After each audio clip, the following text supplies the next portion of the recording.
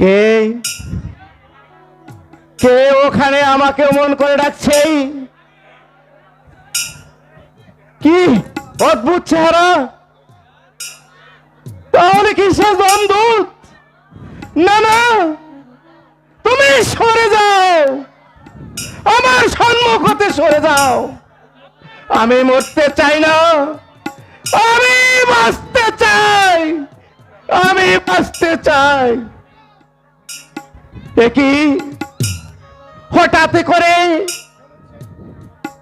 অন্ধকার আমার যেদিকে নেমে আসছে, আমাকে গ্রাস করতে? না না, আমি আলো চাই। এই অন্ধকারের মাঝে আমি এক রাশি আলো নিয়ে কি বেঁচে থাকতে চাই। মতো চিৎকার করছেন কেন? মন্ত্রীবর, আমি বুঝতে পারছি আমার মৃত্যুর সময় গণে আসছে। এবার হয়তো বেশি দিন আপনাদের মাঝে থাকতে পারবো না। ওই যমদূত আমাকে বারবার হাত ছানি দিয়ে ডাকছে। এই তাই মৃত্যুর পর্বে আপনাকে কিছু কথা বলে যেতে চাই। বলুন মহারাজ, কি বলতে চান? আমি বুঝতে পারছি আমার মৃত্যুর সময় অতি নিকটবর্তী। আমার একমাত্র মাতৃহারা অরুণ এখনো অবুঝে বালক। তাই আমার সমস্ত রাজ্যভার এবং রাজ ক্ষমতা আপনার হাতে তুলে দিয়ে যেতে চাই। সম্পূর্ণ আপনার ইচ্ছা মহারাজ, এতে আমার কিছু বলার থাকতে পারে না। জানি এতে আপনার কোনো আপত্তি নেই, তাই তো আমি এই সিদ্ধান্ত নিয়েছি। আপনি আমার একমাত্র অরুণ কুমারকে আপনার উচ্চ শিক্ষায় শিক্ষিত করে তুলবেন। আর অরুণ যদি আমার বয়স্ক প্রাপ্ত হয়, তার হাতে সমস্ত রাজ্যভার তুলে দেবেন।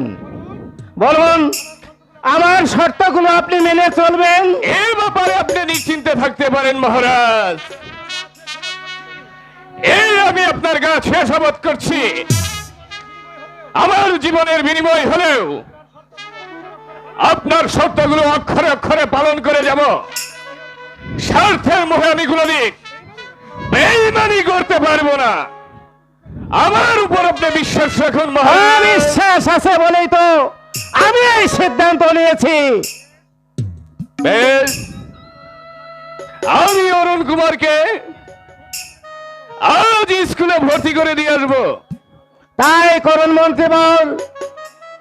আমি মৃত্যু পূর্বে আমিও দেখে যেতে চাই আমার অরুণের রীতিমতো লেখাপড়া করছে। কি হলো মহারাজ? আমার বুকে বিষমে যন্ত্রণা, আমি যে দাঁড়িয়ে থাকতে পারছি না। কি হলো মহারাজ? আপনি কি বলছেন? আমিও তো বুঝতে পারছি না। আপনি আমাকে ধরুন মহারাজ। আমি শেষবারের মতো, আমার পা থরথর করে কাঁপছে। আমি আমার দেশের জনগণকে এই শেষবারের মতো দেখে যাই, দেখে যাই, দেখে যাই।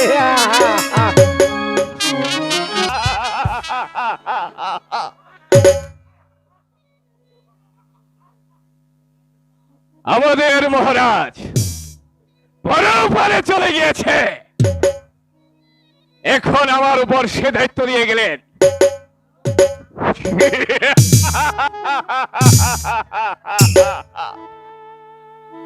এই রাজ্য এখন আমার, এই রাজ্য আমার এখন। আর অরুণ কুমারকে সুশিক্ষায় শিক্ষিত করে গড়ে তুলতে বলেছে।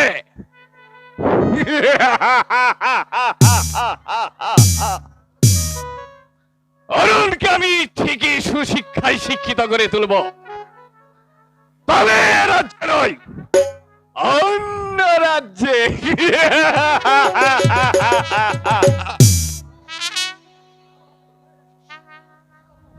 আমার বহুদিনের স্বপ্ন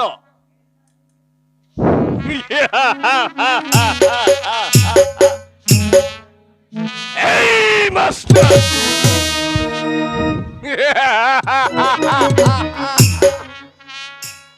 অরুণকে আমি তিলে তিলে ধ্বংস করে দিব।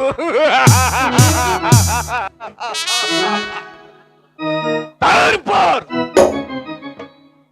এই মস্তদে আমি বসব, তবেই আমার মনের বাসনা পূর্ণ হবে।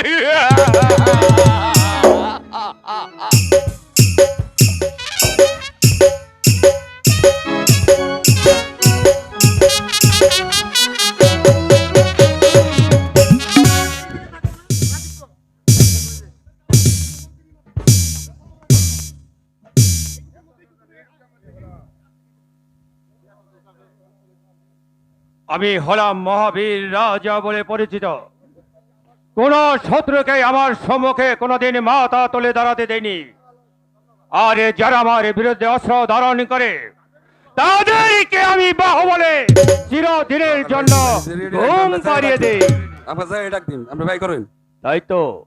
তাই তো আজ আমি মহা সুখী, অতি আনন্দিত। মন্ত্রীবর, আমায় কি জন্য স্মরণ করেছেন মহারাজ? জানি না মন্ত্রীবর, আজ আমার মনটা কেন আনন্দে ভরে উঠেছে। তাই এই আনন্দের মাঝে আমি একটু আনন্দ উপভোগ করতে চাই। আপনি ডাকুন, ডাকুন মন্ত্রী নর্তকীদেরকে। আপনার আদেশ আমার শুনে রাজ্য মহারাজ, আমি তাই করছি। আমি কে আছিস? বাইজিগণদেরকে দরবারে পাঠিয়ে দে।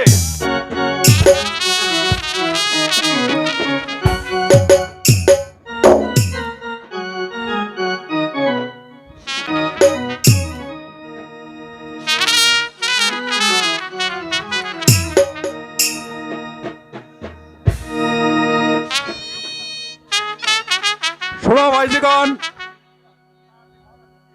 আজ আমাদের মহারাজ মহা আনন্দিত। সেই খুশিতে তোমরা মহারাজকে নাচ গান করে মহারাজকে আনন্দ দাও।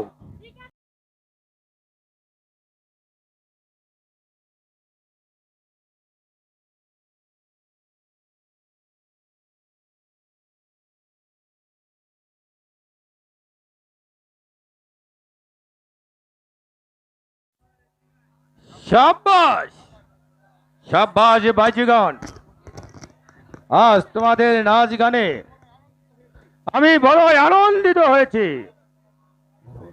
তাই আমি তোমাদের এই কণ্ঠহারি খুলে তোমাদেরকে উপহার দিচ্ছি। আর এই কণ্ঠহারি নিয়ে তোমরা এই মহল ত্যাগ করো।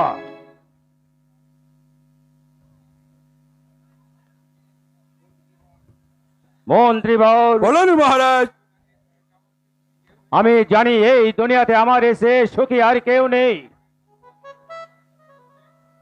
যেমন আকাশে চন্দ্র উদিত হলে ধরাকে আলোকিত করে তোলে, তেমনি কন্যা শান্তি ও পুত্র দেবকাশকে ভগবান আমায় দান করে আমাকে আরো আলোকিত করে তুলেছে। আজ আর আমার কিছুর অভাব নেই।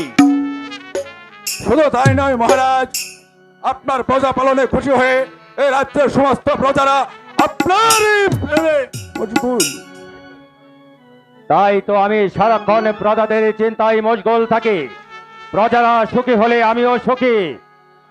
তাই তো এই দিনহীন প্রজাদের নিয়ে আমি আরো সুখী হতে চাই, আমি আরো আনন্দিত হতে চাই। রাজা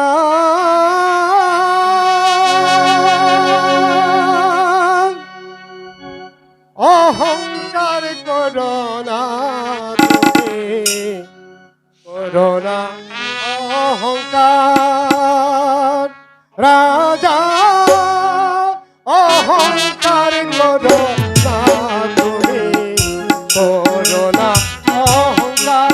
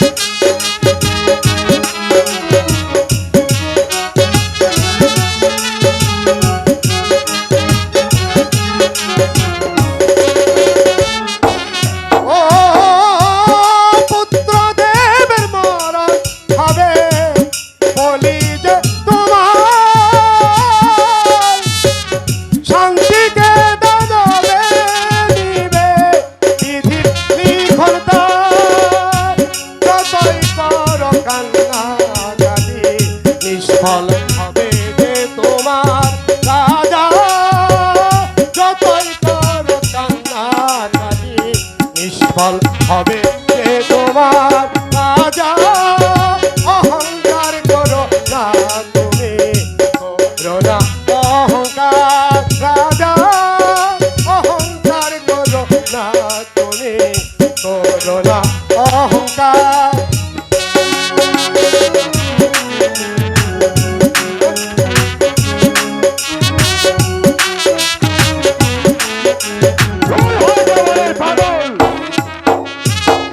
পাগল পাগল বলো না রে বলো না আমার নিজেই পাগল হবে একদিন সন্তানের আশায়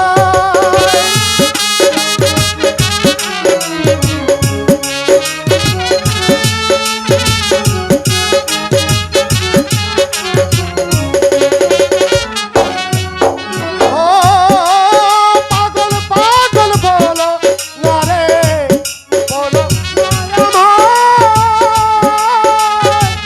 নিজেই পাগল হবে একদিন সন্তানের আশায় সেদিন থাকবে না তোর কেউ আপনজন করবে আর তোরা রাজা বুক ভাসাবে নয়ন জলে করবে আর তোরা রাজা অহংকার করো না অহংকার রাজা অহংকার করো না তুমি করো না অহংকার অহংকার করিলে পরে অহংকার করিলে পরে ভাঙবে সংসার রাজা অহংকার করো না তুমি করো না অহংকার রাজা অহংকার করো না তুমি করো না অহংকার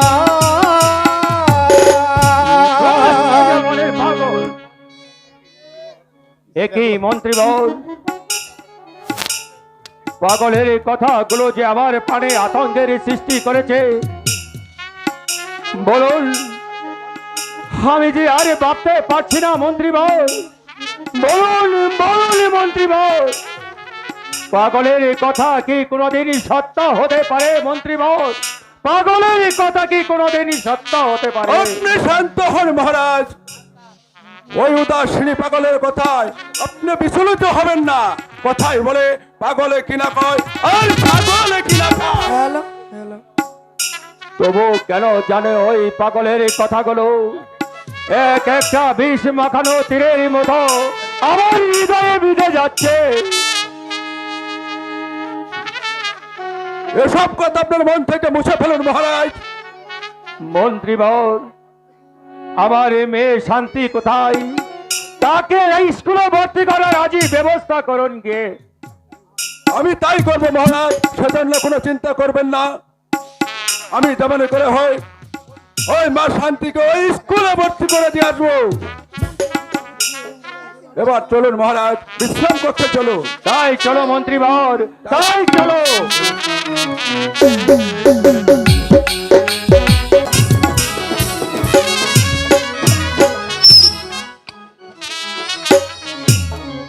না, কতক্ষণ হলো অপেক্ষা করছি, কিন্তু অরুণ দাদা যে এখন এলো না, আমার যে কিছুই ভালো লাগছে না। না না, এখন আমি কি করব?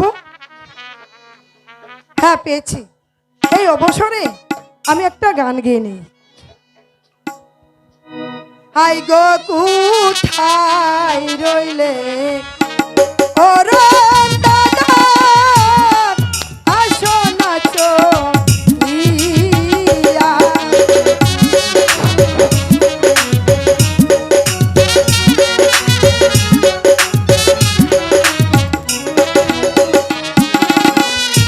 তোমার শান্তি ডাকে আজি বাগানে বসিয়া গো, বাগানে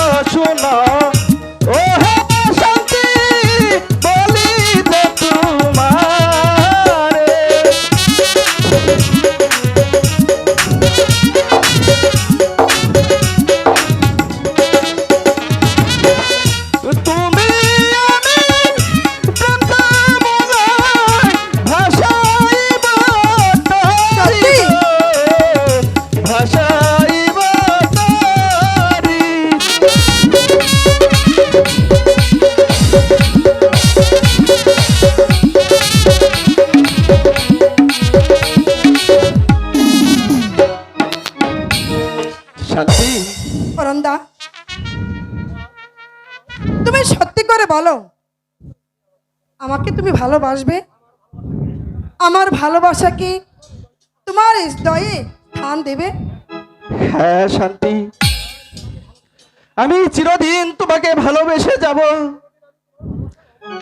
আমি কোনোদিন তোমার ভালোবাসার অমর্যাদা করব না শান্তি। সত্যি বলছো? হ্যাঁ শান্তি। আমি ও চন্দ্র সূর্যকে সাক্ষী রেখে বলছি, আমি তোমাকে ছাড়া অন্য কাউকে আমার এই হৃদয় মাঝে স্থান দেব না।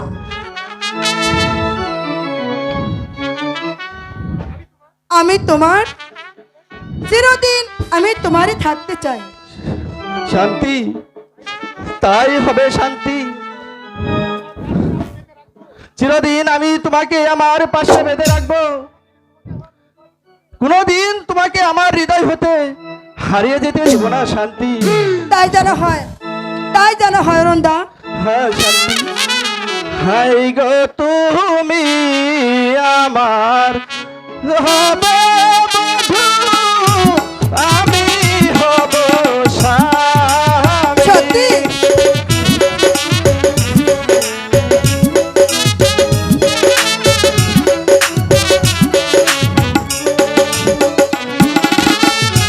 নতুন করে ঘর বাঁধিব তোমায় নিয়ে আমি গো, তোমায় নিয়ে আমি।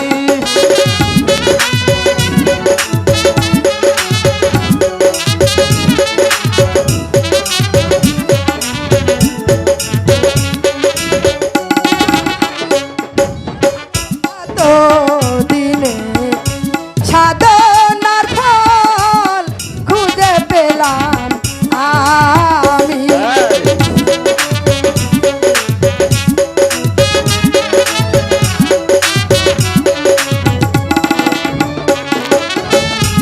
আজি হতে জীবন যৌবন সপে দিলাম আমি গো, সপে দিলাম আমি।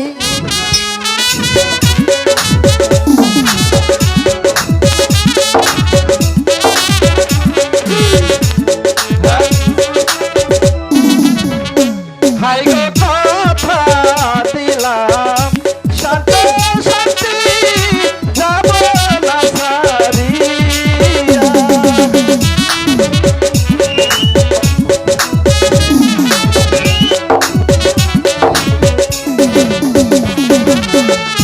সারা জীবন রাখবো আমার বুকেতে বাঁধিয়া গো, বুকেতে বাঁধিয়া।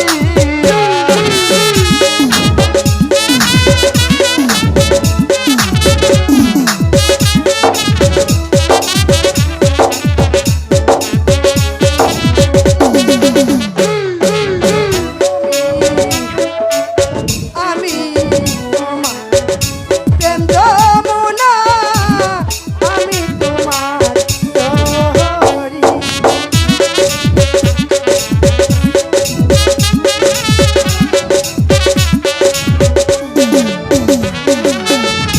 সারা জীবন থাকবো আমি, তুমি আমি মিলে গো, তুমি আমি মিলে।